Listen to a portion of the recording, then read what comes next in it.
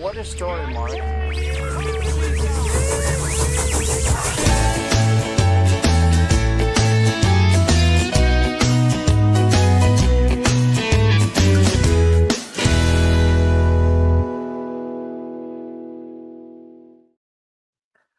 Howdy, y'all, and welcome to the Nostalgia Junction. I always feel like that music puts me in like the cowboy mood. Like I just want to strap on my boots and get on a horse, if you know what I mean. Maybe I'll do the whole episode with the southern accent. How would you feel about that, Matt? I would not like it at all. Okay, then I won't. How's it going, my Thunder Buddy for life? How's it going, Matt? Oh, I'm doing great. I'm excited to talk about these movies. I'm nervous about your opinions on the movies, but Okay. I'm really just mostly excited to talk about them Yeah. because I've loved them for decades. So And you knew going into this that there could be risk. It could be Yeah, risk involved, and I think that's what comes with every episode of Nostalgia Junction. If you're a listener of our show Framewreck, welcome. If you're not, and you're just joining this, then you don't need to know the difference. But if you are a listener, Nostalgia Junction's a little different than our normal Framewreck episodes. We're not looking at bad movies necessarily. We're looking for nostalgic movies that maybe aren't like critically appraised necessarily or like widely known. They're kind of deeper cut personal films for us. But we're looking at them purely through the lens of, for Matt, nostalgia, and then for me, having seen all these three films all the way through for the first time, just seeing how it holds up for me as a newer viewer to it, and just kind of middle-aged viewer, not watching this as a teen, not necessarily being there when it was hyped up in the cultural zeitgeist of the time. So that's where the episodes are a little different. So we're not approaching these movies as like, these are camp films that are so bad they're good, and like, do they belong on the Mount Trashmore of bad films? That's not necessarily what this show is. For some films that come up through the series from time to time, that might be the case. Like we considered it a little bit with Cat in the Hat, like, so it happens. But you never know truly how the discussions will go. But it is basically just discussion. We're not going through superlatives. We're not, checking all the boxes that we normally check. It's much more conversational, and because it is personal, even if I do have some qualms with some films, I'm not going to be the biggest offender of them because, I understand they're important to you. And I would appreciate the same when it's the other way around, as you were with Click. You don't like Click, but you didn't make me feel bad about liking it, So Yeah. I think that's kind of where the tightrope we have to walk today. But Matt, do you want to describe the theme to everyone and the films you picked? Because this is your theme. We kind of alternate back and forth. The next Nostalgia Junction, actually, we're going to have a guest for, but you will get another one from me. This is the new year nostalgia. So we're going to hit you with 3 Nostalgia Junctions in a row. Matt's episode is this one. The next month is going to be a guest, and then I'll be rounding it out in March as we make our final stop on the Nostalgia Junction for a little while. But Matt, you want to explain this theme in particular, and these 3 films in a more general sense, and then we can kind of just get into them. Yeah. So yeah, this is our Extreme Teen Edition. Because basically what I wanted to do was because the first set. Okay, so this version of the show was originally conceived of by me because Dylan had, because back when you were doing the TikTok box office game for a while on there, you would come across movies and you like, I've never heard of that, and I was like, what? And there was a couple where I was like, I have to get Dylan to watch these somehow, so I came up with this idea. We have not covered any of them so far. We'll get there. But so last time it was movies that were important to me as a child. They were movies that came out when I was a kid, and they just all happened to have swashbuckling elements. So it was our swashbuckling episode that I did. We also did a Dylan one, but the one for me was movies as a child. So I was like, okay, so this one I want to do movies that were important to me when I was a teenager, and I wanted them to be movies that came out when I was a teenager. So nothing earlier that I just grew to love when I was a teenager. Stuff that when I was a teenager, they were coming out and I was able to appreciate them as the target demographic. And there's a lot of heavy hitters that came out when I was a teenager. A lot of stuff that I chose not to do here because they're very popular and there was really no reason to cover them. I mean, the American Pie movies came out when I was a teenager. 10 Things I Hate About You. There was just a bunch that came out when I was a teenager that are in the cultural zeitgeist. So we don't really need to discuss them. And that so I've seen. And that, a lot, that you've seen. So that is a thing too. But I just didn't want anything that was super popular. So I went with, I picked 2 that were just like weirdly important to me for different reasons. And then the third one, I had just made a list, and on the last episode, if you saw our last episode of Framewreck, I had our guest Stacy pick the movie that she wanted as the third one, and she chose White Squall, which is one that I watched a lot. We had it on VHS, and I Mhm. did watch it a lot. And I had a feeling, I didn't remember that it was on the list when I gave her the list. But then as soon as I opened the list, when she was about to pick, I was like, oh, she's about to pick White Squall. And we will talk about why, and probably why I liked it so much. When we get to it. But the other two that I picked are Disturbing Behavior, which came out in the teen movies with the really dark aesthetics, and the basically teen horror movies that Mhm. that were meant for teens and about teens. There was a lot of that happening at that time when it came out. And it has a very important connection to me, which I will Yeah. discuss when we get there. And then the other one is William Shakespeare's Romeo and Juliet, or Romeo Right. plus Juliet, however you want to say that, which is extremely important to me. I mean, these all are, but that one Right. more than any of them, because that one's one that I actually still watch to this day on a regular basis. Right. It's not just one that you used to watch when you were a kid. It's Yeah, not you're one I or just teen. used to Yeah. watch it. Yeah, Mhm. it's still a current favorite. Baz Luhrmann directed it. It's very, very stylized, very camp. And I it's just one that I really love, and it's very important to me because it's got like 5 of my favorite performances of all time in it. So I'm very excited to talk about talk about those. Nice. Well, yeah, as I said earlier, I've never seen all these in their entireties. The Romeo plus Juliet is one I've always seen bits and pieces of. When we covered it, actually, I covered it in middle school and high school and college. It's one of the rare pieces of text that I had as part of my curriculum every single time. And I think it was when I was in high school, they tried showing us the movie. And it was one of those things where our periods were 40 minutes long. So, like, if I was absent on a Tuesday and we watched it Monday, Tuesday, Wednesday, you'd miss a whole, like, second act of the film. So, Romeo and Juliet's not 2 acts or 3 acts, it's more than that, but you know what I mean, Yeah, for yeah, film's sake. yeah. So that was always a movie I saw the beginning and ending of, and I always had a very strong opinion of it. So it'll be cool to now talk about it now that I've actually seen it sitting down from beginning to end, because I don't take breaks. But like watching them all the way through, and then seeing two films that one has a lot of actors I love, and then one that has a director I love attached to it that I didn't even know was a film they made. It's one of those movies that Yeah. is kind of swept under the radar a little bit. So yeah, this is going to be just a great conversation. And though I will already prep you, like, none of these movies are like movies I'm like, oh my God, I love that. I do at least see everything that you love in him. In them, I can definitely tell. And there are aspects of each one, every single one that I think are really, really good. So that's a little primer for the discussion. And as I said, these are super deeply personal to Matt, that I would be an absolute villain, Dylan the villain, if I were to, go on a full blown review of each one in the most honest and raw way. So, I am keeping in mind your feelings, especially for one of them that we've already talked off air about to a large degree. So, Uh, I just want to preface that, but also, just a little bit, a little aware of where my headspace is right now. But also, hearing about nostalgia also helps, kind of make it richer in a sense too. Hearing mhm. why you love something could help open the eyes. There's been a lot of movies that other people talk about, and because of their passion for it, I'm able to kind of resonate with that, and therefore resonate with the movie more. So I'm very excited. Mhm. Matt, which one are we starting with today? Which one Let's do you want to let's start with? let's do the picture this style and go alphabetically. Let's talk about disturbing behavior. Okay, cool. I like that Um, approach. Cool. okay, so I'll just talk about my personal connection with this, which Hmm.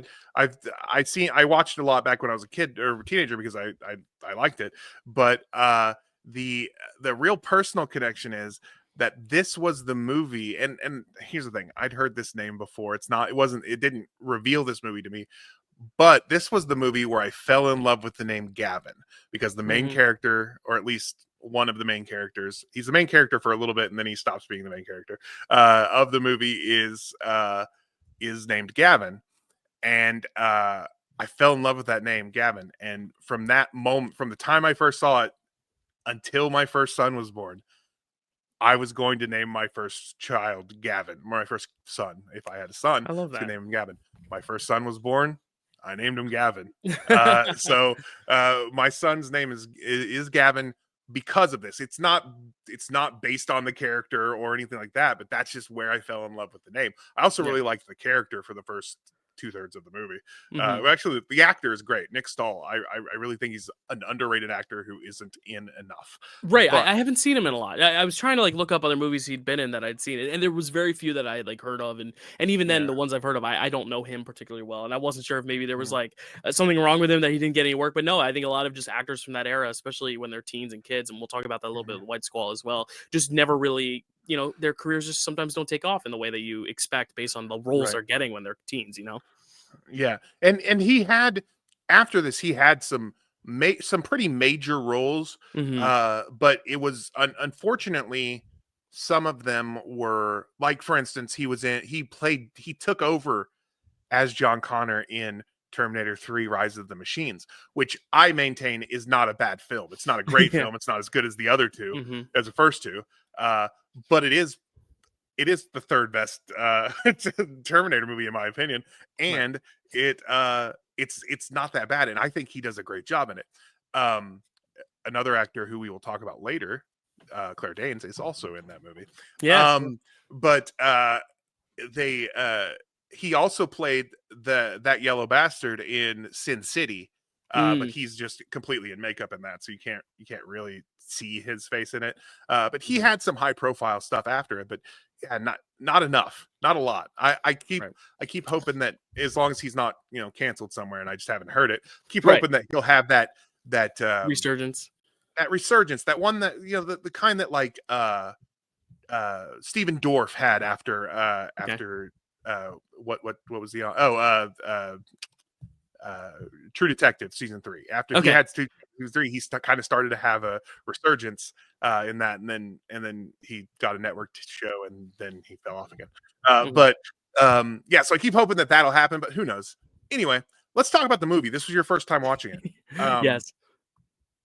Where how because this was uh by someone. Oh shoot. Oh, this is by the I don't remember. Go on. How did you? I'll look it up while you're Okay. talking about it. What Okay. what were? How did you feel about this movie? Yeah, no, I thought this was interesting.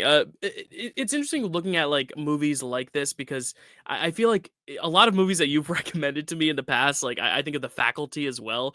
They all have a very similar premise, but I think it's an easy premise to accomplish in terms of like, oh yeah, these mysterious teens, you don't know what they are, and then they reveal themselves to be like something either supernatural or monsters or vampires. Something we also see with like a little bit with like Lost Boys, and this is a very like of the era type thing where you want to kind of creep in some supernatural sci-fi fantasy elements, but maybe you don't have the biggest budget to make a full-blown fantasy epic or sci-fi epic or adventure film. So you kind of do this like more sci-fi horror skewed premise in the confines of something familiar like a school setting or like a very suburban neighborhood setting. And I kind of like that kind of template for a lot of movies because it kind of lets the creator kind of run wild with their limits of budget and their limitations while also then taking the story to different heights and different levels. But I also felt like because there are a lot of films like this, I didn't think of all three of these, this is probably the least unique, I would say. Like the least like, oh wow, I've never seen something like that before. There were a lot of movies that as I was watching it, I was like, okay, there's a little bit of The Faculty in that.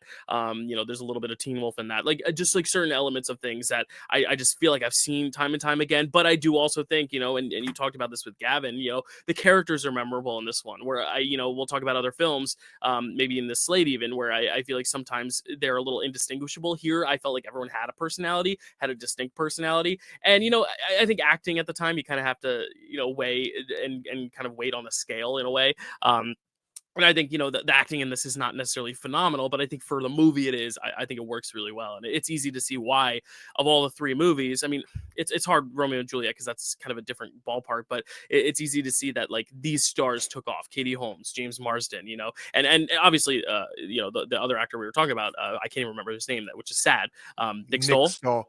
Okay, yeah, Nick I was close. Stahl. Nick AH. Stahl. Yeah. But yeah, like it's sad that he didn't, but the two leads in this did, and I think that's a big testament. Because he gets X-Men a few years after this, so Yeah. and she gets like Batman Begins, and she marries Tom Mhm. Cruise. Like they became part of that era, and stayed in the relevance. So I think I'm I I'm a little hit or miss on this one, but I think I admire it. I don't think the being like other films is a necessarily bad thing. Especially if Yeah. this is the first one of a kind you do watch, then yeah, you shouldn't compare it to other things. Right. But I do like it. I think it's a good idea.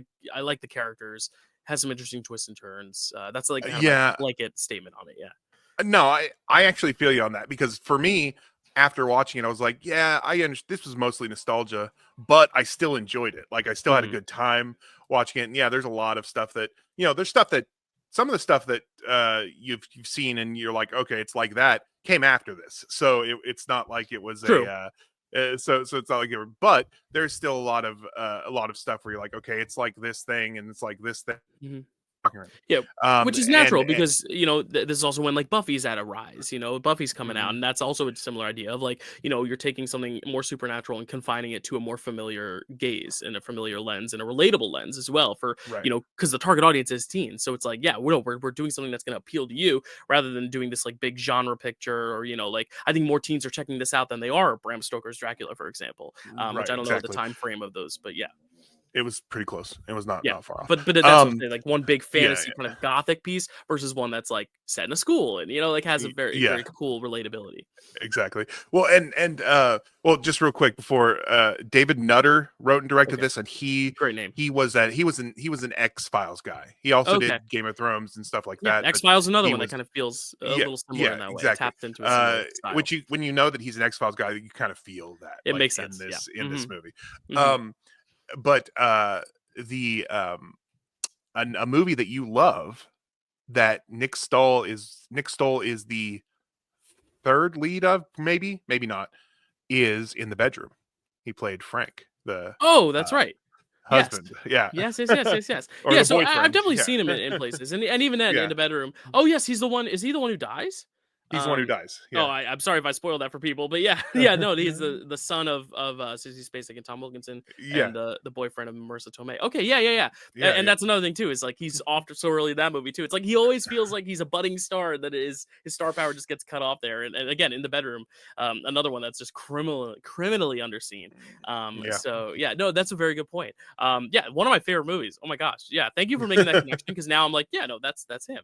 But so I'm glad he didn't have a complete falling off of his career. Yeah. I'm glad he had something. No, yeah, Yeah, he did some stuff. I mean, if you look at his filmography, I mean, he's still working actor, yeah, but it's just he's not more where high I profile stuff. personally would have him. But yeah, so this movie is it's super, like, there's a lot of, like, that really dark, gritty 90s teen horror thing to it. Like you said, it feels like The Faculty and stuff like that. Like, you get that Mhm. same thing, and the characters are really interesting, which is, again, that same situation.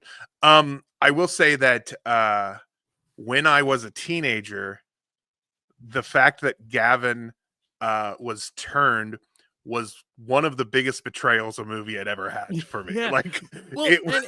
and I'll tell you telling me, like, this is the movie that I named my son after. I was expecting Gavin to. First off, when I saw the poster, I expected Gavin to be James Marsden. So I'm like, oh no, Gavin's this other character. I'm like, no, this makes sense. Gavin is much more Matt coded. He's a lot more Yeah, fun. He's a lot more edgy. He's a lot more quirky. He's not the straight man. But right. then he has that turn, and I was like, oh no, oh, okay. I bet Gavin turns back and saves the day. But the fact that he doesn't, and he's part of this, like, big finale, final little reveal, usual suspect style. It is very it was jarring for me because I expected Yeah. Gavin to be the highlight breakout, and he is in a way. But, like, kind of the one who at the end you're like, Gavin.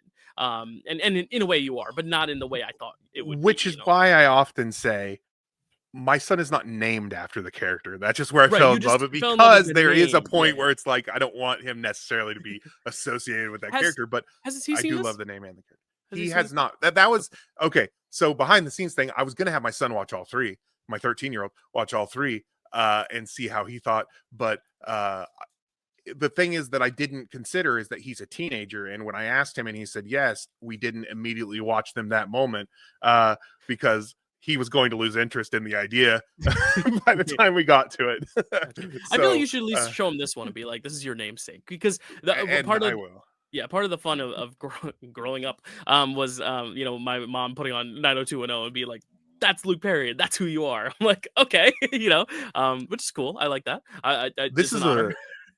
a little tangent, but my as far as my name, I'm named Matthew because my mom had a goldfish when she was 18 named Matthew that she Wow. accidentally killed. Oh my god. Which is a weird thing to be named after. Oh my gosh. But Okay. a couple years ago, I was going through all of the Stephen King movies or all the Stephen King books that were connected to the Dark Tower, so that I could just get that full experience. And I was reading Salem's Lot, which would have Mm, come out a little bit before she turned 18.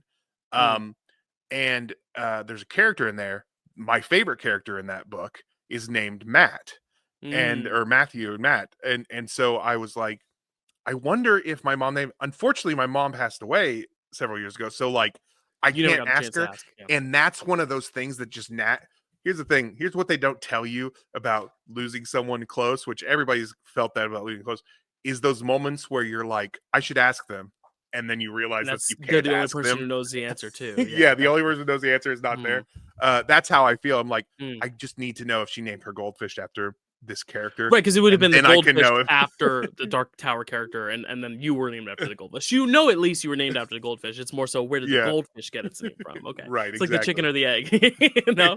Yeah, That's great. But yeah, I would love to hear if you ever sit him down, like what he thinks of this, especially as that betrayal, yeah. yeah, Oh, but I yeah, think it for would sure. also be cool because it'd be like, ooh, like very interesting. Like I think it makes you more invested in the character Gavin when you know the personal connection to Gavin, in a Yeah. way that like yeah, I can't say that because everyone loves Bob Dylan, but in the way that like Bob Dylan having a movie right now in theaters is really cool because everyone knows that that was partially why I'm named Dylan. It's like that and 90210. But Right. I just dated this podcast, but it's okay. Yeah, so and the premise of this movie is very like Stepford Wives. Like that's the Mm. idea behind it. So it's Another one I but haven't seen, so maybe I'll have to check that out because I do like well, that the style. yeah. The It's funny because a lot of those movies back then, we even talk about The Faculty, which they reference directly in the movie that it is based on Invasion of the Body Snatchers. Right. So like that the idea that it is that these movies, they're like just a bunch of movies that are kind of they're almost remakes of another property but just made as teen movies. Mm. That happened a lot at this Yeah. time, and this was one of those. So Well, and I also think that's natural for the horror genre in general. I mean, I've heard a lot of critics. Whitney Seibold is one I think of right away, who says like, no, the reason we love slasher films is because it is cliche, because you are borrowing things. It's just how you evolve on the other elements. Like, what theming do you bring to it? What commentary do you bring to it? Like, what are the characterizations? But ultimately, people go to a slasher film to see people get picked off one by one, and a final girl rising up against the villain. I mean, it's a very mhm, basic premise, and I think that's something to be said about all these movies coming out of this era. I don't think there's a problem with them all being a little familiar. It's just mhm, what do you do different that sets you apart? That's what right. is really special. Because I think you could even say that when we get to Romeo plus Juliet, because it's like, how many times have we seen this story remade? What does this one do differently, and does it work or does it not? And I think that's kind of what this is as well. It's like, you're going back to, like you said, Invasion of the Body Snatchers, like these different things that like you can tie everything back to. It's not that it is redundant. It's what is it doing differently that makes it magical in a way. So Mhm, I like that idea that like you're borrowing from the well, but there's a reason you borrow from that well because it's a good well to drink from. It's mhm. very good water to drink. Right. Yeah, exactly. And I completely agree. And they say what there's only 7 stories in existence or whatever. Right. So they're all Exactly. retellings of something. All right. So I think this is a good time to segue into Romeo and Juliet, which is the one that I'm most nervous about.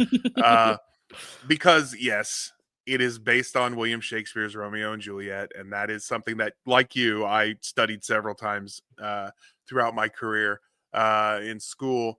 And I had seen versions of this. I'd read it in junior high or something like that Yeah. when I was in junior high before this came out.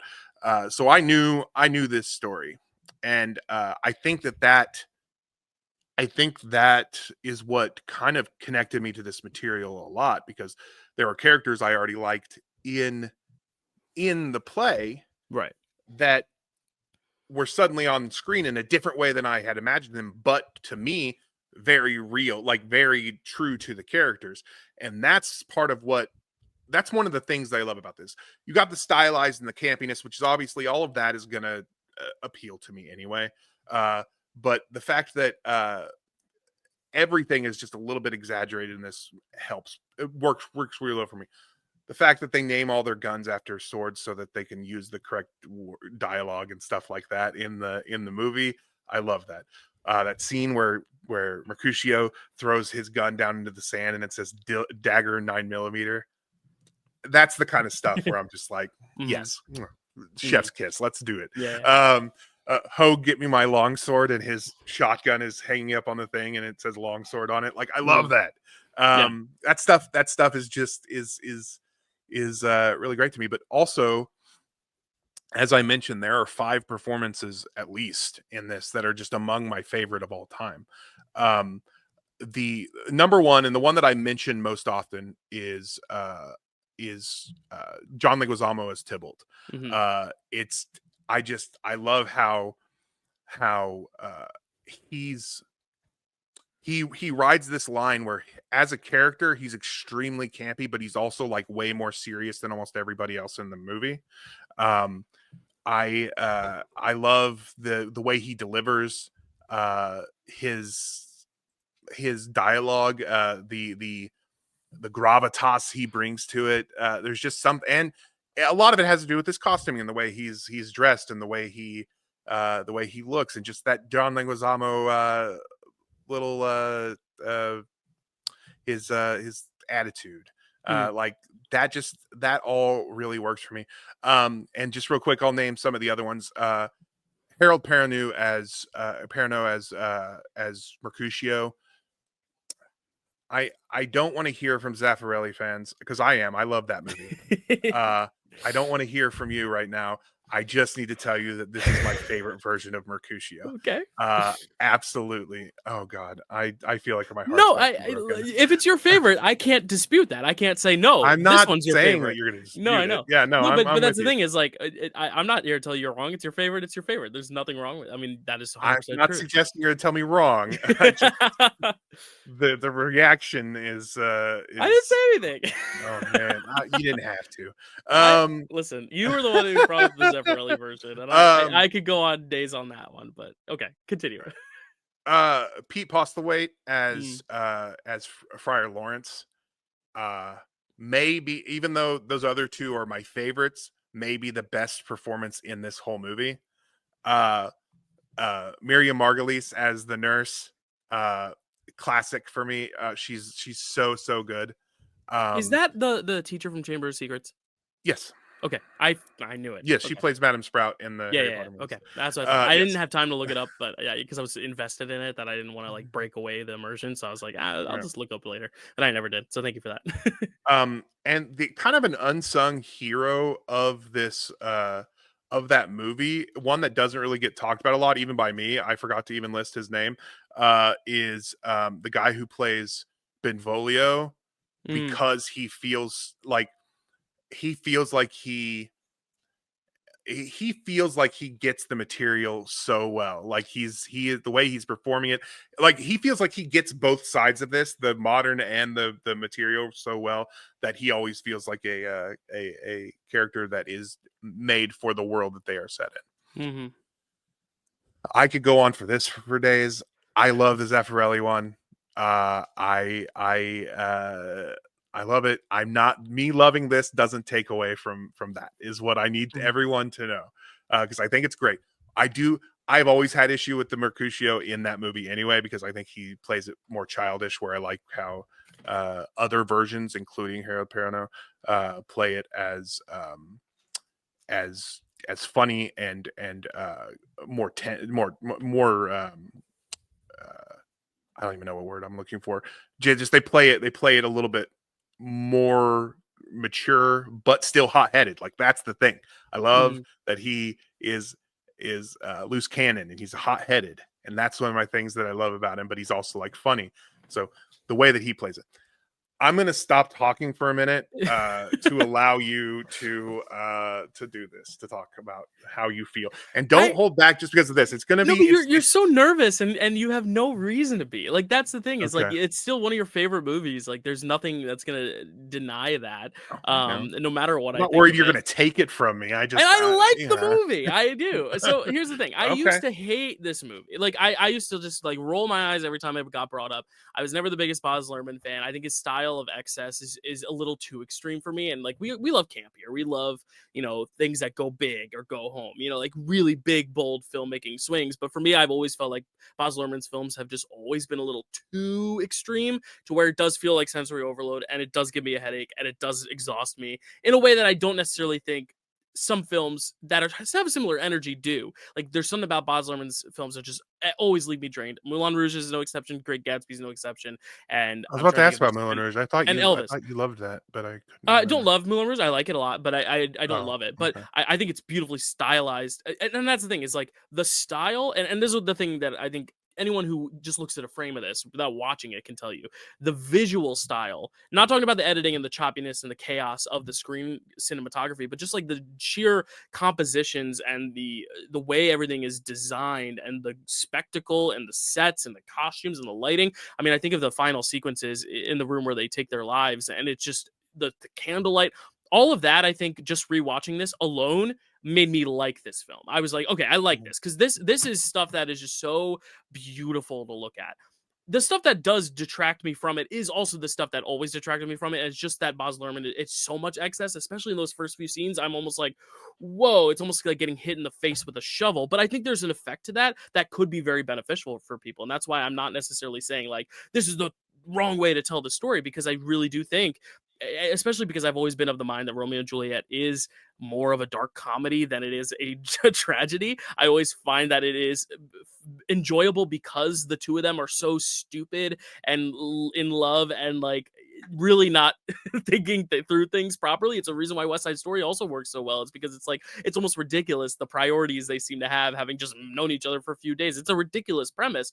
And I think that's what I like about this, is that Baz Luhrmann is really leaning into that by making it modern and making them have a way about the delivery of the lines in the Shakespeare that does feel very conversational. I will say right now, if anyone has struggled with Shakespeare, cannot get into it, has no idea where to find that window in, this is, I think, the perfect first Shakespeare thing to show people, because I think this is the most accessible the story has been in terms of storytelling and understanding exactly what goes on. Not just like, okay, this is set in this location and these characters are interacting. It's more so, what are they feeling and what do they feel about it? What is their relationship with one another? That is what I think this film does really well. It really kind of translates it for a modern audience in a way it's accessible for people who might not know Shakespeare as well as Matt and I, the Shakespeare snobs we are, do.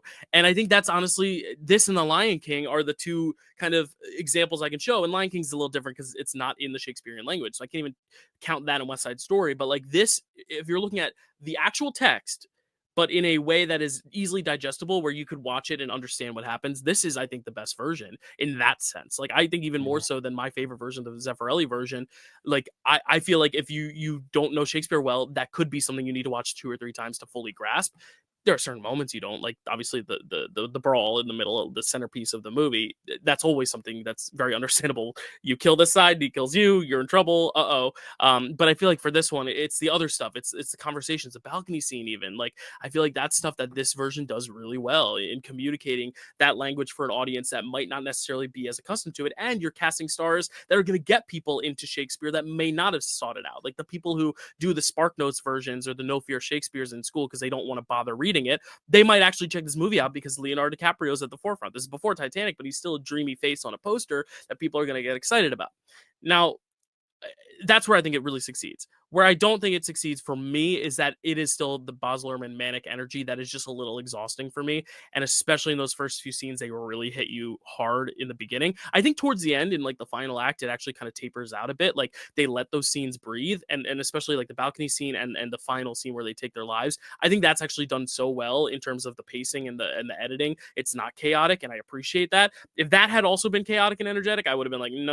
Like this Mm. is just too much. But I think they understand that the scenes where I almost said Jets and Sharks, but the Capulets and Montagues are like kind of going at it, and the rivalries and stuff. The fact that those are so high octane, it does make sense for this version. And I've always said, even if it's not the traditional way to tell the story, I always love when a director at least tries to make their own stamp on something and Mhm. show it in a new light you've never seen it before. And for that, I'll give that to this film. Like, I think it's very unique, and don't see many versions of Romeo and Juliet like this, And it's impressive that he was able to try to make something new and appealing, because I don't think every Shakespeare story would work if you modernized it and set it into a modern day. I feel like sometimes people just do it to do it and to make an exercise of it. Like, oh, let me set Hamlet in the present day, and that'll be my version. Here, I think there's actually intention behind it. I think Baz Luhrmann actually has something to say with setting it in a modern era and using the media. I mean, it's bookended by the newscaster, for a reason, to show how like a modern, if this were to happen in the modern day, how people would react. Not all that different to how they reacted in Verona way back when. I think that's cool.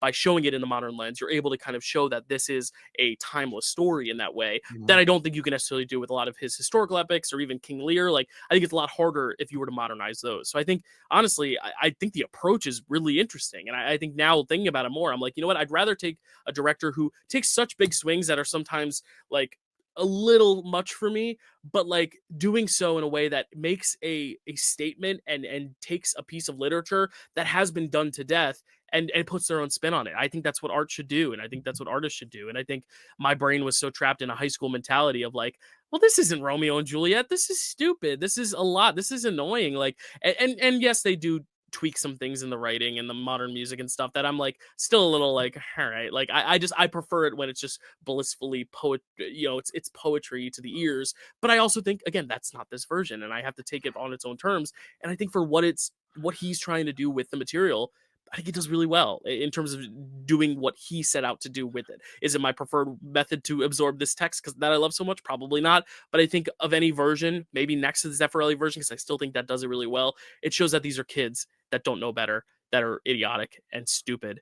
And I think that's what Romeo and Juliet should be. Sorry, I know I talked a while, but I wanted to get all of that out there because this was kind of the revelation I had with it. Because this whole time I've been thinking, God, this movie, it just drives me nuts. And there are moments that drive me nuts where I'm like, oh my God, just like turn the volume down. Like, I almost want to play it at half speed. Like, it's giving me a headache. But I also think there's something to that leads an effect to what the text is trying to tell you that, is so different from the Zeffirelli version, so different from West Side Story, both versions. But I think it still makes sense. It doesn't feel like style for the sake of style.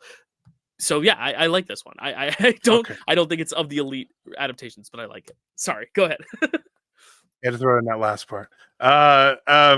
Wait, what? You had to throw in that it's not part of the elite. No. It's like part. Not my top tier, but I get it. It is not the worst version of this story. That version is the gnome one. All right, that doesn't. You had me, and no, the it gnome is one. The worst, but worst. It's like at least it's not the gnome.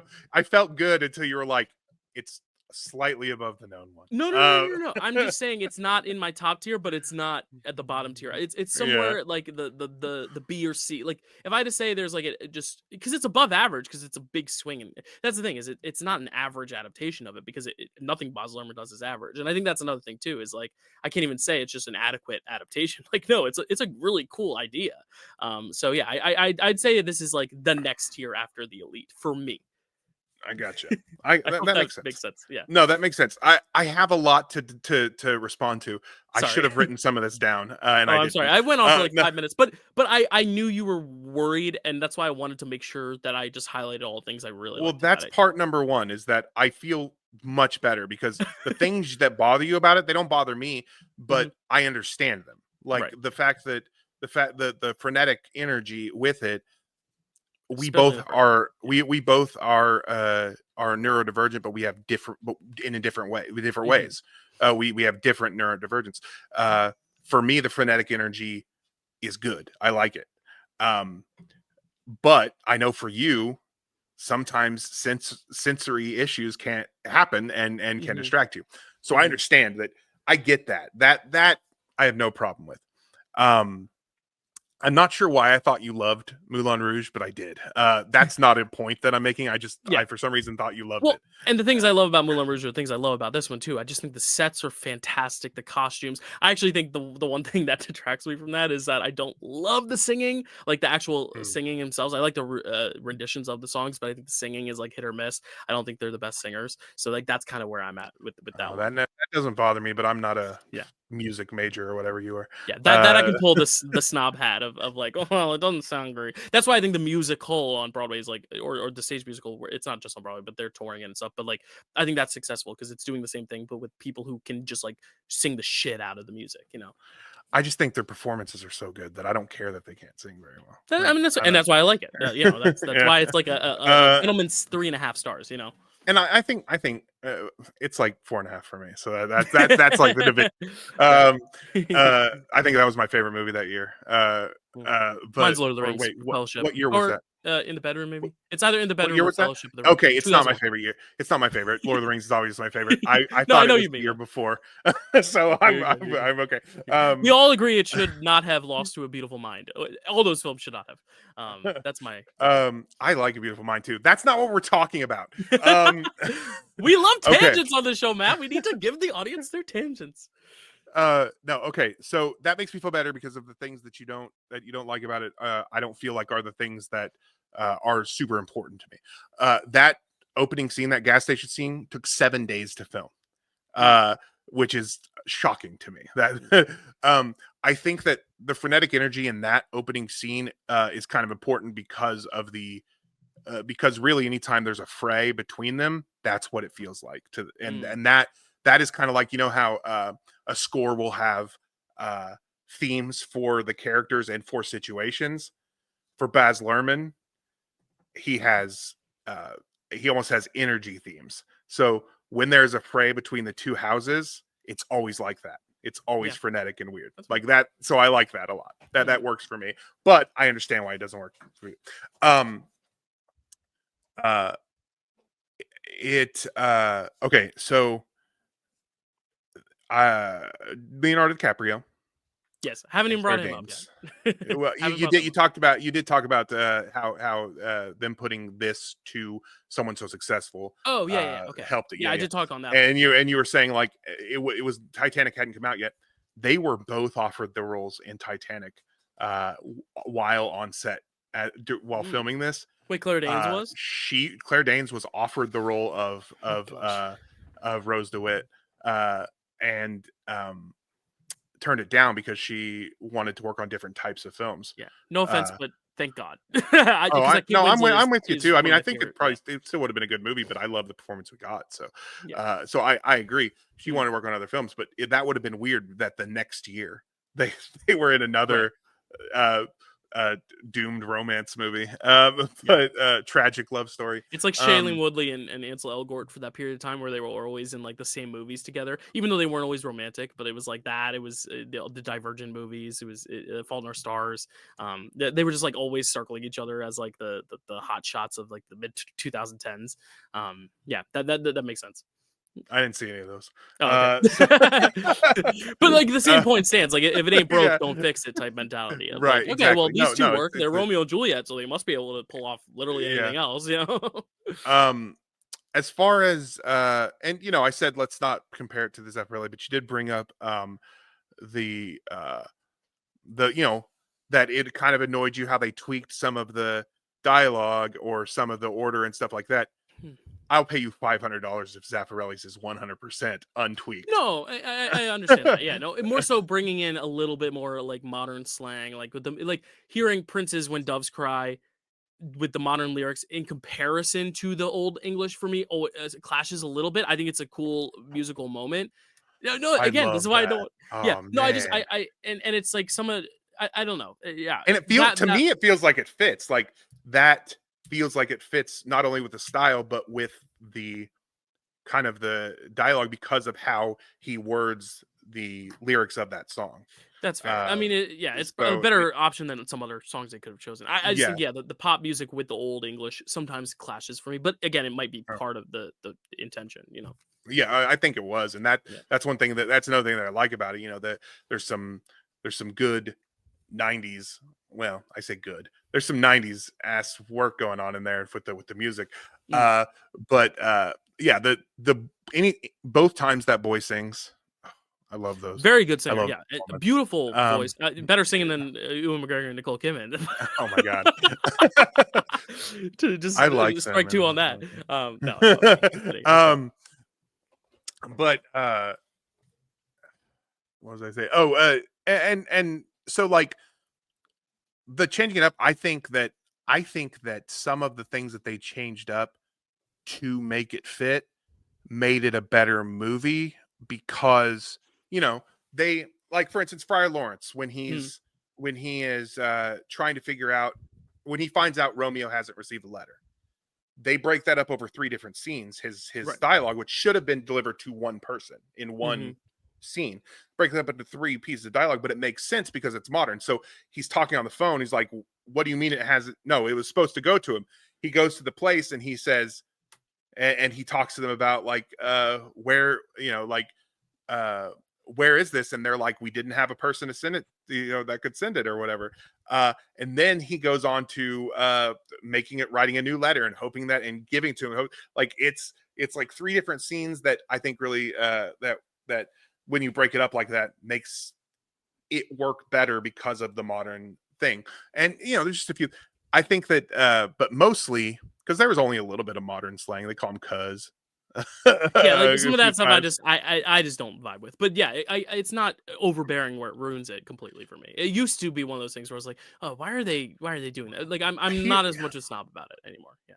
I've heard people talk about that before, but I say that like you wouldn't have had a problem with it if it was all in regular English. So I guess it's the hybrid that is Yeah. I think it's a that clash. bugs you. Yeah. Um, I think that puts it. I think that helps ground it in the modern The realism. Yeah. setting that they have it Yeah, that's in. fair.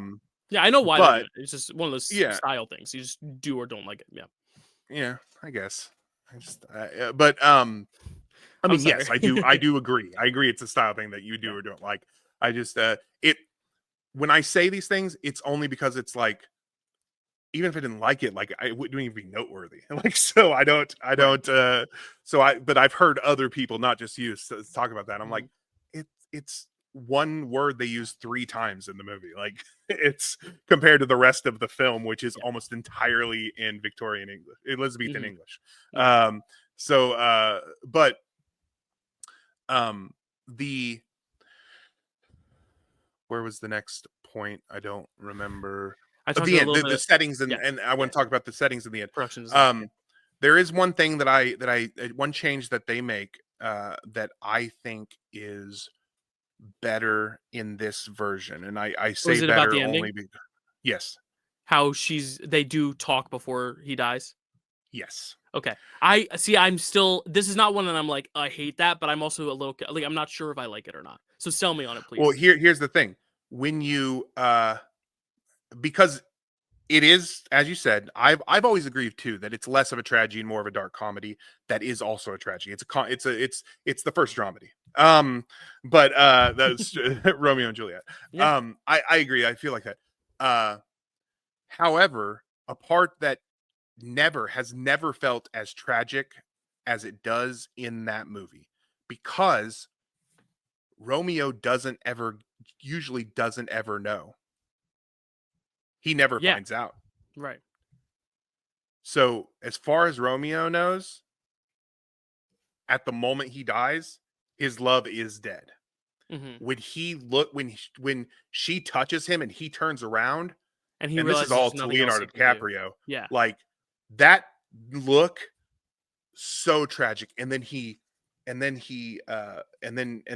lay down and he doesn't say anything for a long time. You're like, well, because they don't have that. But then they do use some dialogue that he should have used before he took the poison or before he died, before she rose up, Yeah. When and he put like it there, monologues and it before he works dies. perfectly. Hmm. Like it works perfectly. Yeah. And I love that so much. It's really about the whole ending, because another thing I like better here than I do in the actual thing is that there is a break between those things where uh there are more characters in that scene than just the two of them, I think, right? Or Yeah. Like maybe right before they that. cut back. Yeah. Yeah. um well, I mean, in the original play, like somebody comes into the thing and like tries to convince her not to kill herself or whatever, right? Yes. Yeah. I like that there was nobody else involved. I like Hmm. that it was just straight up. Then they found the two bodies, Hmm. and because that made it an extremely intimate moment between the two of them, and I absolutely love that. And it made it so fucking tragic, Yeah. which I think needed to happen because the rest of it is campy and hyper violent comedy type thing, with a lot of that drama in it. This was so fucking tragic at the end that Yeah. it just Yeah. No, you make a good point. Honestly, I've always thought it was so tragic that I'm like, he has no idea. He just wakes up, like he just goes, he dies, and she wakes up and she thinks he's dead. Like they never. It's almost sadder that they missed each other almost. But I think yeah. Now that you're saying it, like yeah, it's even sadder knowing that he does see her.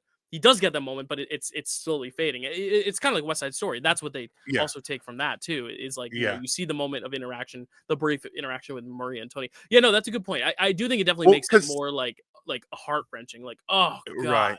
Well, because in Um, the original, only Juliet gets to know, and right, in this way, they both do. Like, so right, that right. that makes it feel even more like they are doing this together, like that it True, is a together thing. true. Um, Yeah, which I think yeah. also if you do buy into the fact that this is genuine love, I think it works a little bit better. Also, the fact that it is kind of one of those things where I've always felt like it's more in lust than in love. I have never Mhm. minded the ending of Juliet doing it herself, but yeah, I think you're right. Like it does it works for this version especially too because I don't it, dislike it that keeps version. things That's not what spicy. I'm saying. I'm Yeah. saying that the tragedy involved in the ending of this does Oh work for yeah, me yeah, for sure. really And well, well. and you said I want to let you have the last word with this. I'll add my last criticism that I haven't brought up yet, because I know it's something that is a little more controversial. So I don't even know if I should say. I'm going to say it though because it is what I think is the biggest detractor for me, aside from the manicness of some of the style. And it's because you just touched on it, but I don't love their performances, the two of them. And I think Oh, there was something to say about you were rattling off all the performances you love in the movie. You went on for so long about so many performances, and you didn't mention the two of them. I think there's a reason for that. I don't necessarily think they're bad. I just think also the casting around them is so good that I feel like they do feel like young heartthrobs that at times feels like they nail the material, but at other times it feels like they're merely speaking the words. But because they're brooding and good looking, it's a little more convincing that they know what they're talking about. But at times, I'm almost convinced sometimes that it doesn't always feel like they know exactly what they're saying. And that's just one of those things where I think Baz Luhrmann was so concerned about the style that he didn't always think about like, oh, this is what you're saying in the moment. It's more so this is what I want it to look like. And at times it feels like if the actors, and that's the hardest thing with Shakespeare in general. That's why I have not pursued it myself, is because I feel like if you don't have the right director to guide you through it, sometimes it's like more about the conveying through the blocking and the choreography than it is about the actual language. And sometimes if you have an actor who is a little more green to it, that has not spent years and decades working with Shakespeare and working with that language, it's a little harder to get them to fully understand and convince themselves of what they're saying. So at times I'm always almost a little disconnect because I feel like those two, especially probably because they're the youngest ones in the cast, I would say, and they are, you know, there because they're pretty people. They're great actors, and I love them. Leonardo DiCaprio, one of the greatest actors of all time, but this is still very early on in their careers. That I think this is at times it's a little less convincing on their end, and I also don't think the chemistry with one another is as strong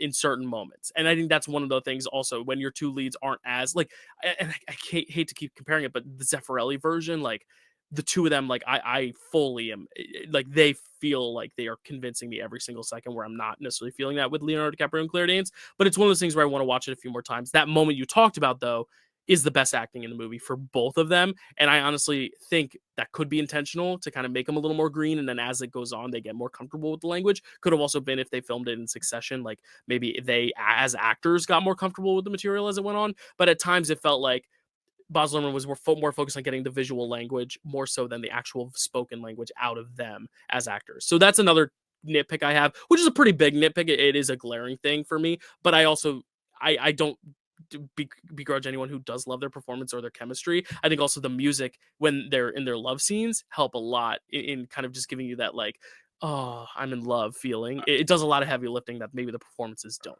Yeah, As yeah. far as them being not as good as everyone else around them, so that could make it feel that way. I understand that because that's actually the way I feel about Leonard Whiting in the Zeffirelli version. Yeah. I think Olivia Hussey is so good that Right. it's hard for me to even take him seriously. that it's so I understand that part. As far as the way that they deliver it, I actually I do understand what you're saying, but I actually don't think it's a matter of them not being good actors or being too green. I actually think that much of their performance is about that it's almost, and maybe I'm trying to apply something that doesn't belong there, and I'm No, trying you're to good. excuse maybe not as good acting, but to me, their acting less feels like bad acting and more like people, teenagers who are responding to their hormones and the excitement and the stuff like that. Because there's things like when they are alone and not like talking to each other, like I actually dig all that stuff. Like when they aren't talking directly to each other, like the balcony scene and stuff like that. Hmm. Like that stuff all works for me when when they're close to each other, and it almost ramps up, and sometimes that doesn't feel quite like Shakespeare, but I feel like that's more teenagers reacting to their own emotions. That's a So good point. that's kind of how that feels with me. Um, I will say that that I agree that that ending is their their best acting Hmm. happens there at the end. I will say that the stuff that is not dialogue with them is incredible. I love all that stuff when they meet at the party Yeah, with the fish tank. Yeah. with a fish tank. Yeah, that's what I was alluding to with the music, because like when that Yeah, music kicks in, I don't know if it's a song or the score, but like whatever that music is when they're the fish tank, that moment yeah. stands out to me. Like that moment gave me chills. Yeah. When they're there. Also, I will say that when they're like running between elevators and stuff, Mm. trying to get time together, I feel, because you mentioned their chemistry, and I don't know that really paid much attention to their chemistry super much, but super much, a lot, but I like super much. I like that. super much.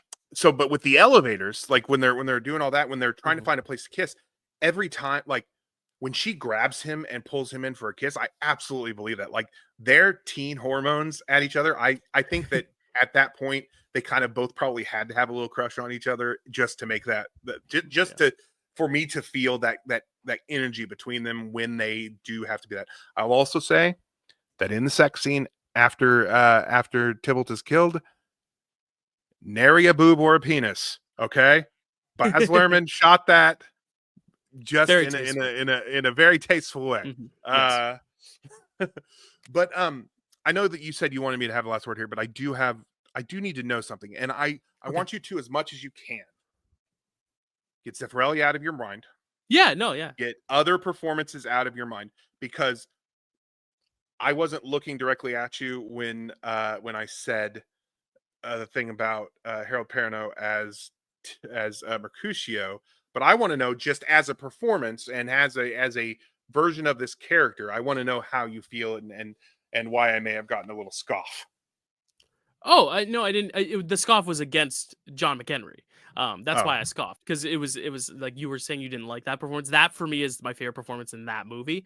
But I I remember. think this performance of Mercutio is pretty good. Like I think Okay. it's solid. Like I don't have anything against it. Yeah, I think he is exactly as Mercutio should be. A little annoying, a little boisterous, but purposefully so. Very wise, but also stoic in a way, a confidence that you can't shake. No, I think it's a great performance. Yeah, And queer. I love that. Like yes, yeah, that, that's adding another that element to to it. the Yeah, yeah. absolutely. Because yeah, even right now on Broadway, which again is dating this podcast a bit because it'll be closing any day now.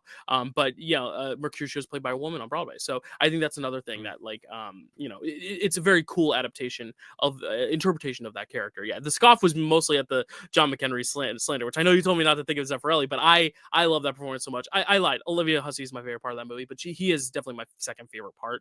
I just love him in that. I just I So. because I've seen so many versions of this, and because and I told you this off air, and I wasn't on that picture this episode, so I didn't get to say it out loud or say it to the world.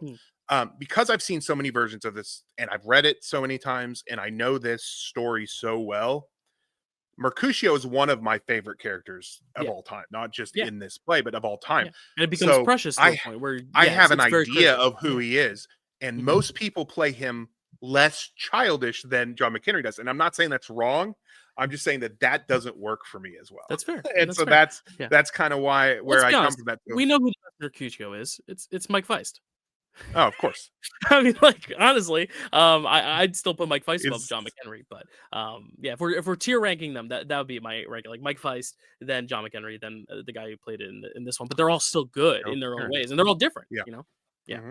I, No, I I don't agree. remember the actor's name. Sorry, so because Harold Perrineau is what his else has name. he been in? Because I feel like he's someone I He's don't recognize in a lot. he's on a show right now called From that you may have Okay, seen no, advertisements for. no, but He's on Lost, which you haven't watched yet, but you okay, need that to. makes sense. Oh, he's in the Um, Matrix movies. Okay, I the got it. Matrix. Yes, he play. Yes, he's the replacement for what's his name after he dies, right? I'm The not 100% sure. Oh, Lawrence Fishburne's character. no, the replacement, the guy who drives the Oh, Link. Link. Doesn't Link die and he takes over as the pilot? Yes, or he is Link. He replaces someone. I don't know. I haven't seen Oh those yeah, movies in a whatever. while. We Yeah, we're not talking again tangents. I know it's fine. We get But on but that's what the best movies do. They make us think of other things and other examples of yeah. things. Yeah. So how about just two more that I performance that you know about. I don't. Here's the thing: even if you love John Leguizamo as Tybalt, I don't need to know about it because I love him so much. Loved it. But I No, do I want to loved it. talk. I Yeah, do. no, don't worry. Oh, excellent. Well, good, Because he's good. also my least favorite part of Moulin Rouge. So like I love that I like him in this. So it's not just Oh a John man. Leguizamo thing. So yeah, no, I can't stand him in Moulin Rouge, but I think it works for this for sure. Oh, I love him in Moulin Rouge, but that doesn't matter.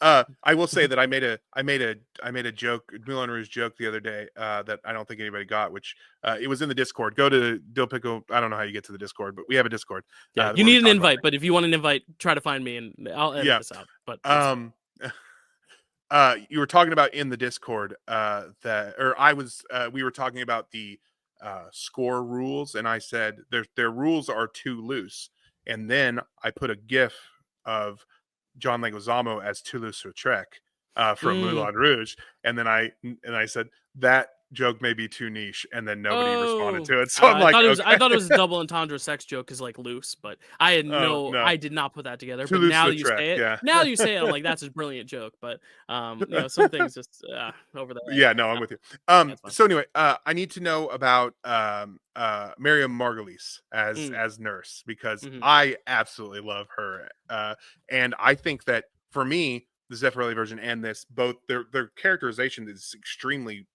very similar, and they played very similar way. So to me, they're like on the same level because I love both actresses in that role. I want to know how you felt about her as nurse. She brings the perfect energy for this version of the nurse in this Yeah. character.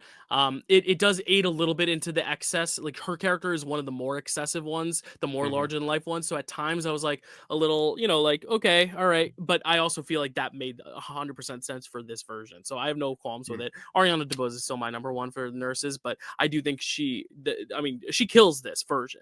She's great in this. And it was great because I did recognize her from Harry Potter, and I'm glad that was who it was because I was like I haven't seen her really command a main role. She always feels like a supporting character in everything I've seen her in, Yeah. and she's supporting in this, but she had a much more prominent. I also really Yeah. like the fact that they kept it honest to Italian culture by calling her Juliet. I thought that was a cool little addition just by making it, but I actually don't know if they pronounce their J's in Italy. They might still pronounce their J's, so I don't know why it was Juliet. But either way, it made it at least a little bit more unique in a way, or maybe I don't know if you could speak on that, but the pronunciation of Juliet. It's well, I think it's because I think because her native language is Spanish and they don't pronounce the J's.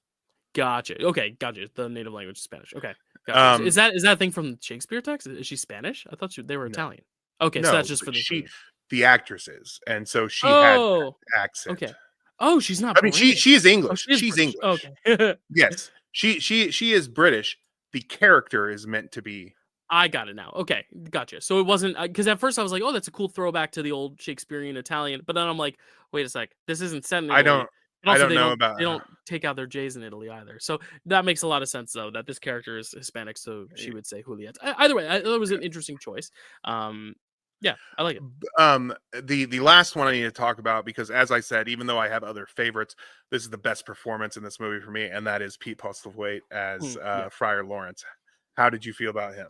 Love him. He's another one that I feel like always gets these like smaller supporting roles in things that I Yeah. see, and this is his time to shine. Like I love him in The Town, I love him in Inception, Mhm. Lost World, James and Giant Peach, Usual Suspects. He's great in everything he's in, but this is the one where I feel like just the richest performance I've seen him give. I Uh, I, I loved it. Yeah, oh, I think the he's performances are so, solid.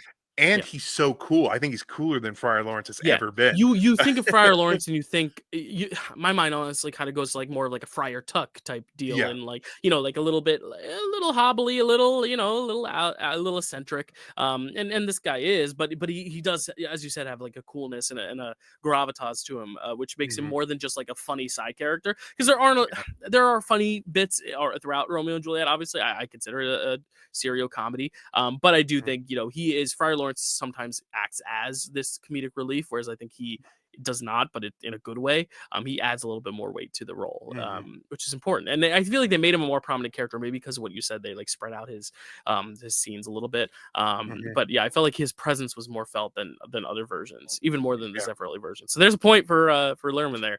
Yeah. I hate that we have to keep comparing them, but those are the most like direct textual adaptations. It's hard to compare Yeah. with West Side Story because it's so different, or Lion King 2, or even the Gnome one. Those two are the most faithful textual adaptations, at Yeah. least. So that's why they're apt for comparison. But Well, I feel good about this, so I think this is yeah, a no, fine time to leave I'm it. glad you feel good about it, because I'm sure there could be something that pops in my mind that I didn't like that I could bring up, but I think there's enough that it does Mhm. well, that I can appreciate, especially considering I was so low on this. And again, it was my own naivete, also being a high schooler when I watched it, and also having only seen the first and third acts. I didn't see that second act, even though I do think the first and third acts are where most of my problems stem from, and the best things about the movie stem from.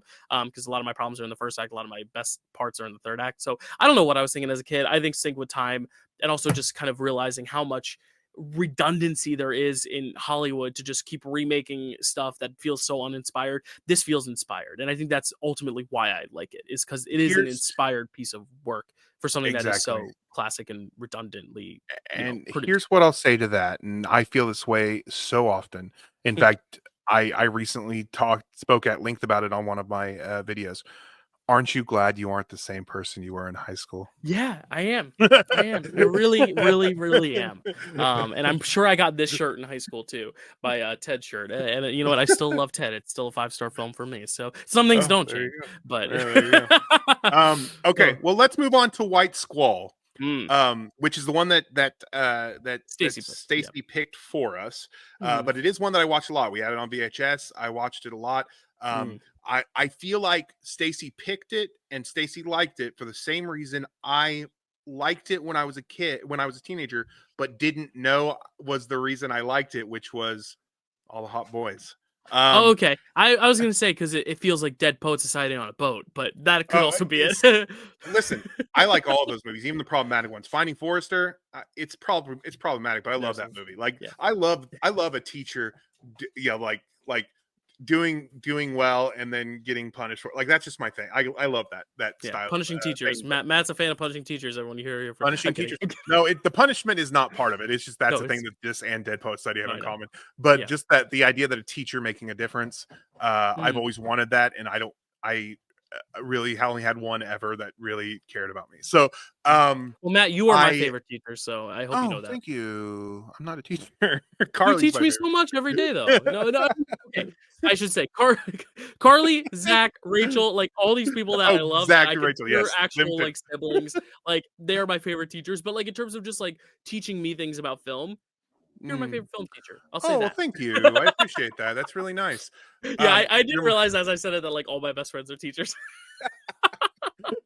Like actual teachers, but you know what I mean. Like I yes, learned so much I from get Matt, what and this is why I love Nostalgia Junction. Little soapbox moment here is because hearing about nostalgia for Matt, and I hope it's the other way around too. Like just hearing stories about like where you saw things, and the mindset at the time, and things that you can like. I love the tangents because they bring up these like personal moments and memories. That is what film criticism is to me. It's like even if I were to come in here and trash Romeo and Juliet, hearing the things you love about it make me appreciate it more regardless. And mm, I think that's what's important about this episode and these episodes, and what I mhm. really want to take with me into this new year, because this is our first episode of this new year, is just like kind of finding those moments that we can like separate from the films and just find ways to connect otherwise. And I think that's always Mhm. what I look forward to in our conversations, Matt. So I just wanted you to know that. Well, thank you. Yeah, I do. Zach, if you're listening, you know it's you, but it's also Matt. Yeah, we love you, Zach. Yeah, I love you, Zach. All right, so if you don't know about me, if you're new to this or you haven't heard me talk about it, up until I was 36 years old, I How is that possible? basically You're only 21. I'm kidding. right. I'm 40. No, so it must have been when I was. I don't know if it was. I don't remember the exact age. You should remember this because it's. Or I should remember this because it's a defining moment in my life. But I was either 34 or 36. I think I was 36, but I might have been 34 because Split the difference to 36 say doesn't seem like 35-ish. long enough ago. 35-ish. When you're I around was the age of 35. No, I came to terms with the fact that I am pansexual, something that as a kid growing up in a very religious, very rural, very conservative place, and being a religious, conservative, rural person, uh, was something that I hid way deep down. And then so when I came to terms with that, it was like a freeing moment. It was like I was let out of prison, Yeah. You can go which back was and watch all amazing. these movies again and be like, oh. Yeah, no, for real. Yeah. Oh, yeah. As I'm watching this, I was like, and it's inappropriate now for me to like find them attractive. Um, but it back when I'm watching this, I'm like, that's it. I see now why I watch this so much because Yeah. when I think back to my feelings on it, I was just like, these guys are so cool. But I'm realizing that all the times I used to watch things because those guys were so cool, it was really those guys are so hot, and I the closeness I want with them is something else. So it's very weird when I think about the things I've repressed No, about myself. yeah, it's like when I found out I had the cilantro gene, and then I went back and I was like, you know what? That makes sense because every time I've eaten Mexican food, I've always been underwhelmed. And I know that's a very bad comparison, but it's one of those things that when you unlock a part of yourself that you didn't know was like an actual biological thing, you can like kind of go back and be like, this makes a lot of sense. Like you could track it. Like, why does everyone like Chipotle and I don't? I don't understand it. Why did I always get quesadillas? That's why. I actually have a very similar experience with that. I didn't when I found out about the cilantro gene yes, tangents. and Let's go. then I tasted it, I was like, that's the problem. That's why because I Wait, do do you like have Mexican it too? food, but yes, I do. Um, I uh, didn't know this. the soap where it tastes like soap. Yeah, no, I didn't. I know what it is because I have it, No, but I I'm didn't know saying, is that I what you're didn't know you. talking about? Like, is Yeah, that yeah, if yeah. that's what And you're I had talking no about? idea Yeah, I you have had it. it. I didn't know you had Yeah, it I too. do. Oh my god. Yeah. Shit. No, I do have it. When Okay. when someone was like, it makes cilantro taste like soap, I was like, it's not supposed to taste like soap. I was like, no wonder I've always not liked these things as much as other people. And I like Mexican food, but I would uh I would generally stick with things that didn't have cilantro, not realizing that it was the cilantro. I would honestly, like, most of the time it'd be Taco Bell because they don't do cilantro. Like, so it was like Right. it Yeah. was it was a again a tangent here, but yeah, I had a very similar, and I was like 25, and my Mm. wife was who was my girlfriend at the time was like she took me to Cadoba, which we didn't have where I was from Yeah. when I moved here, You hated. and well, uh yes, I did. And she was like, how about that rice? I was like, the rice is gross. And then she's like, I love cilantro. I was like, is that the green stuff? And then she's like, and I said, huh? And she said, maybe you have that cilantro gene where it tastes like soap. And I was like, it's not supposed to. Soapy rice? I thought they were just very clean and wash their hands off and like yeah. No, but no, it's a good point. Not to say that cilantro and sexuality are one of the same, but you know, that Right. is my way of relating to your experience in a way that is understandable for those who might not necessarily be able to tap in. But I also think it's important to normalize, you know, men who have wives even accepting pansexuality is like a really cool thing that should be normalized. I mean, I know Channing Tatum, that was a big deal when he came out because he was, you know, never dated men, but he was just pansexual. You know, he was into both, or all, I guess now too. Because back that's even an outdated term, bisexuality, because it's like no, there aren't two genders anymore. Like it's a more acceptable thing as society's more acceptable. This newest inauguration aside, well, that's another tangent for another day. But I'm glad you're embracing of it though, man. I'm glad you've made it a part of the show and informed your tastes as well. But that kind of segueing us back to White Squall, which is filled with White just a bunch of young men, which is probably also why I have a problem with the fact that I cannot differentiate these guys from one another. Because the You whole can't time I'm tell like, tell all the straight white men, young straight white no, men apart. no. No, and maybe you could tell them better because maybe they're also bigger names if you're at the time kind of absorbing these, A because few of again, them, these yeah. actors might not have worked as much in the future, but at the time they might have worked more often where you Could might you be able to pick out say, Ryan Phillippe? no.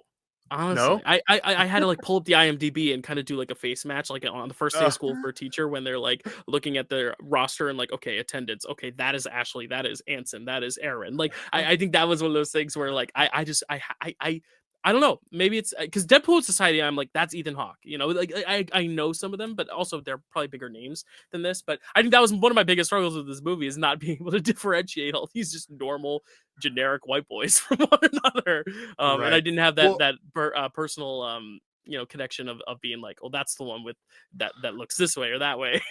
you know. there's a few of them that had careers beyond this that you Mm, might recognize. There's a few that were bigger names back then, and then there's right. some who just never did anything. Yeah. I will say that Ryan Phillippe is probably the most famous now out of everybody that Yeah. other than Jeff Bridges. I mean, I Uh, just recently watched Crash again, so like I've seen Ryan yeah, Phillippe and things, but when he's amongst, it's like I'm able to find Dory when she's with Marlin and Nemo, but when you put Dory with a bunch of blue tangs, it's a little harder. yeah, yeah. No, That's yeah. that's very good. That's a very good Thank analogy. you. Um, I will say the guy who played his first mate, the 15-year-old who played his first mate, Mhm. his name is Jason Jason Marsden. Marsden, who is not related to James Marsden, but they are No. like best friends. Yes. Uh, Do you know what he's from? he's from Goofy Do you know? movie.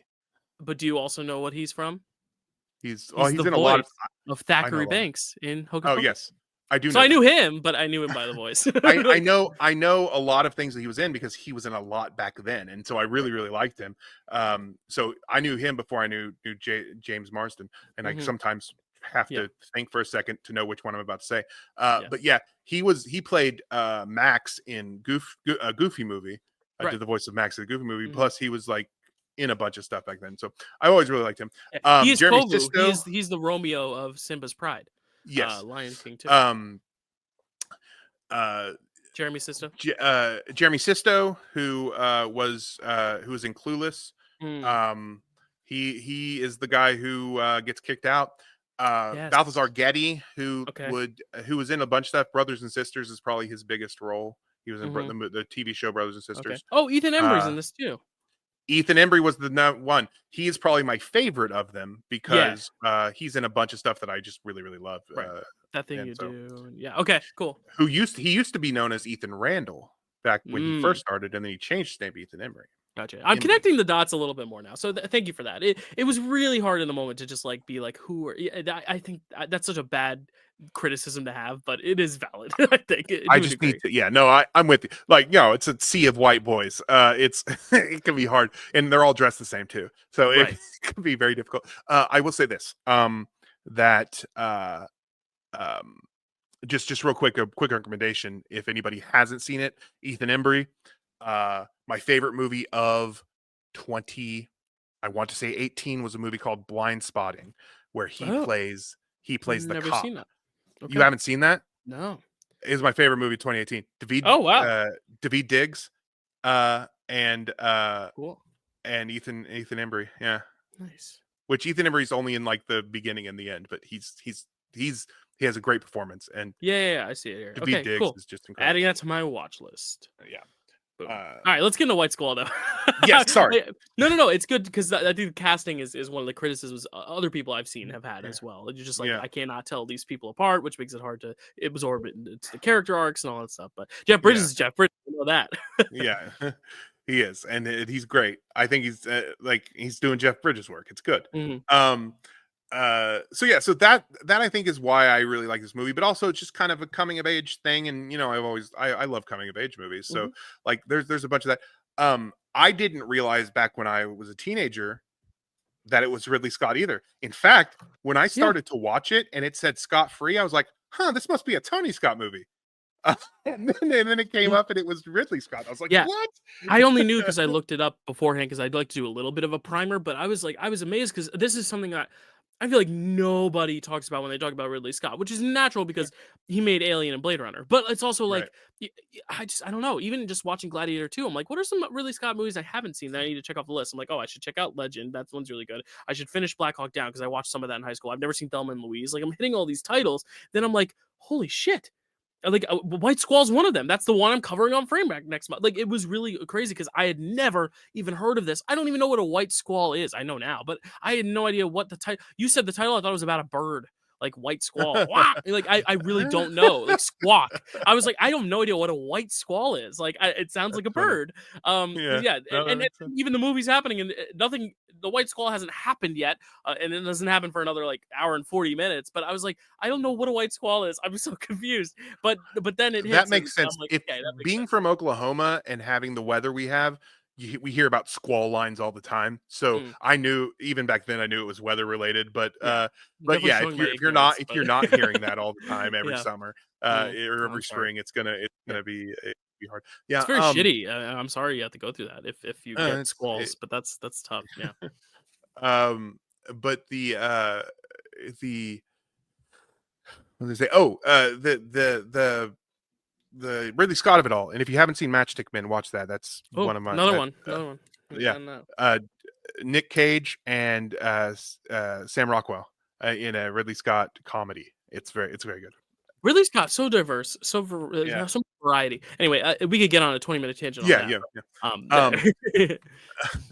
but anyway, so yeah, watching it this time, I still like as I was watching, I was like, okay, I can see why I really love this when I was younger, and it hits a bunch of notes of things that I love and that I really like.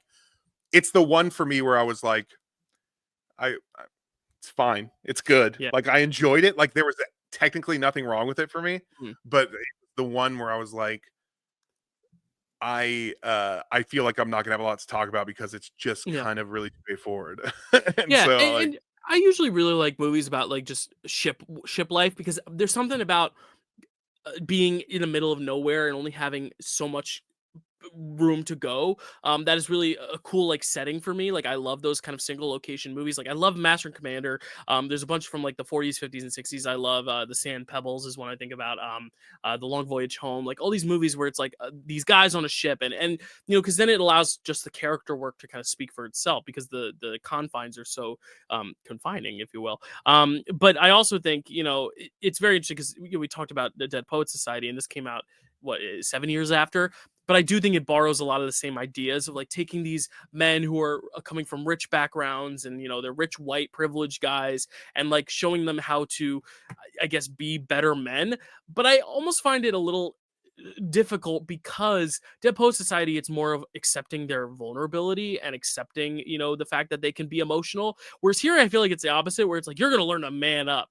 And I feel like that's a little bit of a dated message now, especially at the end where then Jeff Bridges is on trial and it's like they're like, no, he taught us to be a man. And then they're like, and they went on to Vietnam and they survived because they're men, because they went on this thing. And I think there's something to be said about like teamwork. That this movie hits on really well, where it's like, you know, it shows how a team can come together. But I almost feel like the fact that they are emotional people should be something that is more embraced. And I feel like that's just of the time. Now it's a little harder to reconcile with. To where those moments at the end are a little harder to reconcile with as well. It's like, yeah, I get it. Like Jeff Bridges brought this team together and he should not be blamed for what happened, obviously. right. But it's also like he was a little bit of a hard ass and not in the best way for me. It was almost like he was a little too strict and he was almost like saying that emotions are what make you weak, which I think is just such a bad message to send nowadays for men who might want to watch this and gain something from this. I think Dead Poet Society tells a much better message about being a man. And the thing Yeah. is being a better man involves being more vulnerable, being more emotional. Whereas this one it's more like Yeah. being a man is like being able to lift things and have a strong exterior and you know kill a fish and even though he gets in trouble for killing the fish but I feel like Yeah. it's almost a little it's rooted on a bit and that scene Yeah. for me is really what detracts it for me that scene with the dolphin is so hard to watch and I know it's purposeful but Yeah. I don't know it really sours the movie for me. It's hard that scene in particular is hard for me as well. I don't like animal death in Cruelty, movies yeah. either. I'm the same way because well Hmm. cruelty is hard for me to because even like just seeing an animal die even you know whatever. I don't think the film's being cruel. I don't think the film is being abusive. I think that people within it and that it's like it's similar to how I don't like movies where kids die, but Yeah. sometimes it's important for that to happen in the movie, so I can't Right. criticize a movie for that. However, this one, even when I was a teenager, I was like, gosh, I just I didn't like watching that scene at And it's all. also just very But graphic. It's like very eh, excessive. There's blood. I know it's a animatronic, but there's a lot of blood. There's a lot of yeah, like shots of just the hammer coming down, or the whatever it's called coming down. yeah, the Yeah, I don't like mallet, it. yeah. Mallet, yeah. It I Here's my problem with it. It's not that it happened. I mean, it is that it happened, but it's not it's not so much that it happened, it's who did it. And that's because this comes right after the scene where he's like, I can teach you how to use a slide ruler. And you're like, okay, so this guy's improving. And then he does that. And I'm like, Hmm. so he's not. And then I feel like we never really get the resolution with that kid. But when that scene where they all come together and like we can teach each other to do well, uh, I loved that scene. But Hmm. then it felt like it fell apart immediately. Right. And that bugged me a lot. Yeah, no, that's fair. I think it's well made. I mean, it's Ridley Scott, so he's one of those just Mhm. journeyman directors who I said, he could do any genre. Which he's an auteur in a different way. But I also feel like this is not one of his most memorable movies. I think for a reason. I think because it is a little familiar thematically to Dead Poets, and then I mean, the white squall of it all. And I hate to be that guy who's always like, I hate when people criticize movies for like, it's supposed to be about this. It's like, it's not. But also, the title's White Squall. I feel like it's such an inconsequential thing. It is the climax, but it's also like, an hour 40, I'm like, what is a white squall still? Because I just didn't know until he's like, white squall. He's like looking at his binoculars. I'm like, oh, it's a storm. It's like, which I think is like part of the problem as well, is that it's like building to something that is, the title of the movie. And I feel like it's just so much of just, okay, when are we getting there? Which I feel is just a mismatch of expectation. But I will say I will say this, that I don't know the order in which things came out, but mm, this was around a time when a bunch of weather related movies with weather names did come out. The Perfect Storm, Perfect Storm was Twister, 2000, Twister's 96 as well, I think. yeah. Um, yeah, yeah, There 96. there were yeah, there were there were some others that are not coming directly to my brain, but Mm, the idea of weather being in the title, I think was probably a marketing thing. that's true. Uh but yeah, I can understand that. I didn't think about it that much when I was a kid or when I was a teenager, because it was yeah, it's just it was White Squall and a White Squall happened, so it's fine. Right. It Yeah. was that No, movie. that's fair. Maybe the White Squall was the sea of white boys Well, and yeah, how that they almost made that joke, but at the time they weren't clever enough for that. Yeah. yeah, well, because I mean, yeah, probably not, but it does feel like maybe there's a storm brewing amongst the white boys, and that's the White Squall. Yeah. But Yeah. they probably should have said that. Right, right. If They that's what don't make it known, so it's like we can't bet on them being that smart. It's like the movie Wish, the Disney movie where it's all about a villain collecting intellectual properties from these characters and not letting them go. I'm like, it's too on the nose for that to be purposeful. But That's anyway, I funny. digress. Do you have any thoughts on the Dead Poets comparison in terms of the masculinity, or about the same? Oh, sorry. I didn't say anything because I thought you were right on the money. Like, yeah, Yeah, no, I exactly. feel like it was a Because tone I we think you're agree with, but I'm absolutely not right. sure if there's a nuance I'm missing, because a lot of people say it's like, Mhm. "Oh my god, this great Dead Poet Society." It's like Dead Poet Society on a boat. We love it, and I'm like, I don't know, but yeah, I feel like the Yeah, teacher's not as like inspiring as Robin yeah, Williams either. I feel like he's meant to serve a purpose, but it's a different purpose than I think Robin Williams does. He's a lot less caring. I feel more so yeah. just kind of doing it It's based on more like obligation. here's what it is. It is a mixture between Dead Poet Society and Whiplash. Or Uh, like Full Metal Jacket. Yeah, yeah. yeah, like that kind of thing. Like that. Hmm. That's kind of how I feel about it. Which, uh, all great movies, but don't necessarily mesh in terms of their messaging. Hmm. Yeah, So, that's or fair. maybe their messaging, but not the way that they go about the messaging. So Mm. it's yeah. So that I agree. Yeah, like I said, I didn't say anything because I thought, oh, he said it all. It's completely There we right. go. And you know, I will say that that that is something that maybe just appeals to me a little bit more, is that that Dead Poet Society is more about your artistic side and your Mm-hmm. free will and doing things that, you know, having the thought to do things yourself and to being able to think freely, whereas this one was about thinking within a regimen, Mm-hmm. Yeah. thinking for everybody else, and that's important on a boat. Yeah. But Yeah. Dead Poet Society does Yeah. And important do that better for me. the ending where it's like they went to Vietnam and survived. Okay, good, because they got a lot of like very physical stuff hammered into them. But also Mhm. when they came home from Vietnam, they probably suffered because they're now not sure what to do with their emotions because they're not allowed to be sad about things. Is how I read the ending. But Yeah, no, see, but what you're looking for here, if you if you want that story, you're gonna want to go to Oliver Stone, not Ridley Scott. right, Oliver Stone is the one who's going to tell you the PTSD when they came home and right, not weren't able to absolutely. deal with Yeah, absolutely. it. But yeah, that's White Squall. I mean, I think there's not a ton else to elaborate on. We talked Yeah, about how awful the dolphin scene is, and that's kind of where I'm at with it. Probably yeah, my now that we've talked about him, probably my least favorite of the three. yeah. But again, all these movies for me have their pros and cons. Like I don't think any of them were washes, but also I don't think not any of them will be on that level as they are for you. But also like I'm glad I was able to kind of reappraise Romeo plus Juliet and just immerse myself in something that's cool and personal for your family as well with Gavin. And then just watch another Ridley Scott movie, a director I really like that I want to kind of see all of. So ultimately a very successful slate. I think it was a very I think successful project. outside of Romeo and Juliet, I think we are pretty close on the other two, Hmm. because I'm aware of the nostalgia factors on both of those, and I agree with you in terms of quality, really, on both of those.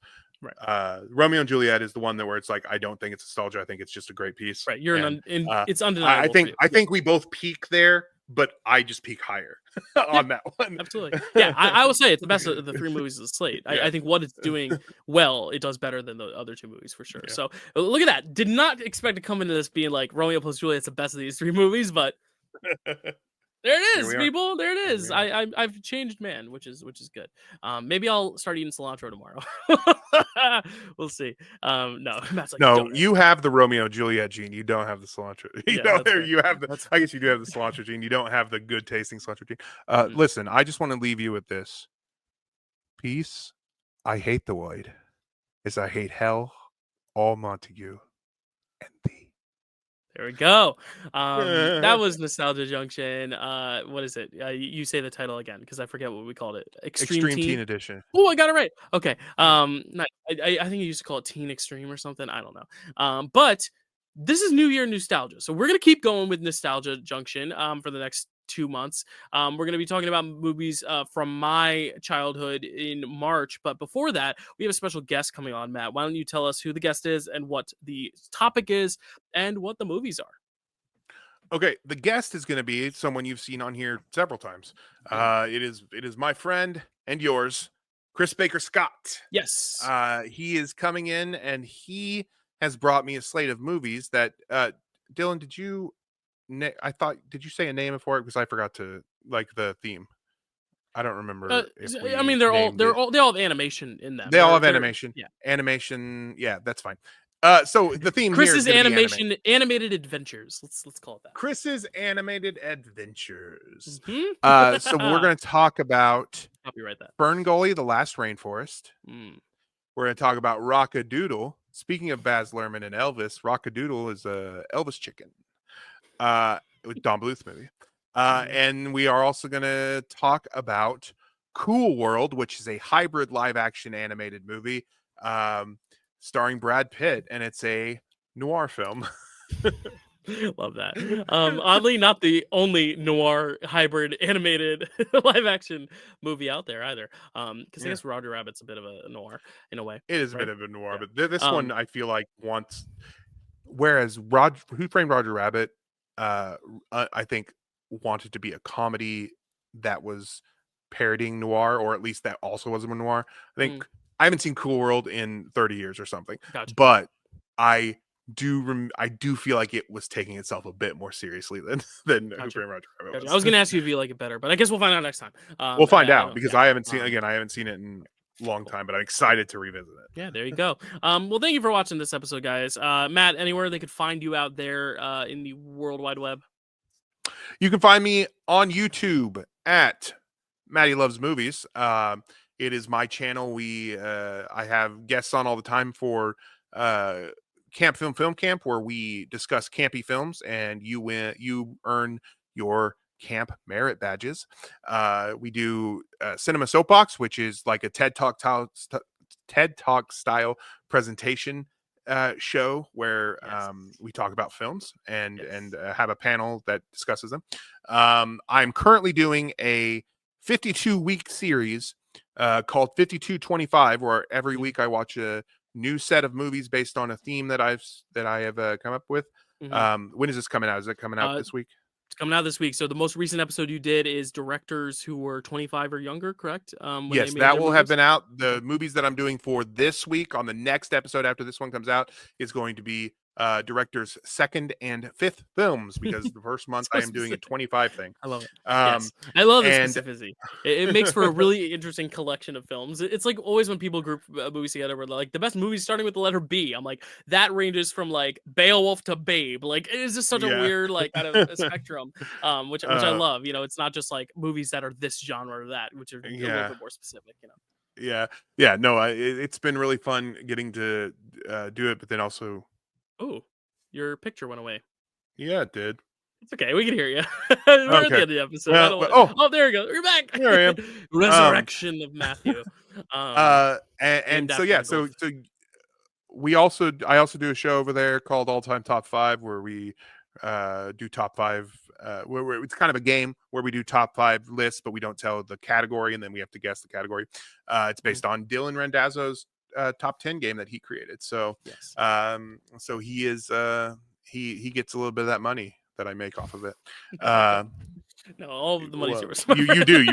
You get a very large percentage of the $0.00 that I make off of that movie. True, I get 100% of that.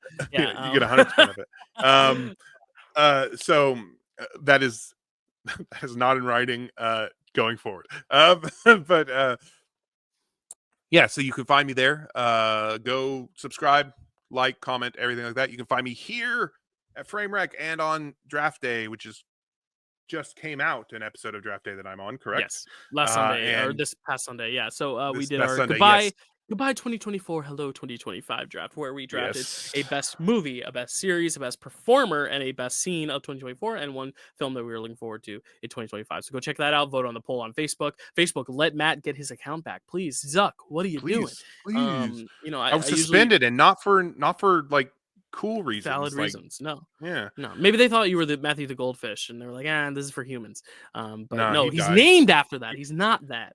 But yeah, you can find me here at the Dill Pickle Movie Network, Dill Pickle Podcast, Dylan _Randazzo at Twitter or X, or hopefully Blue Sky soon. Letterboxd.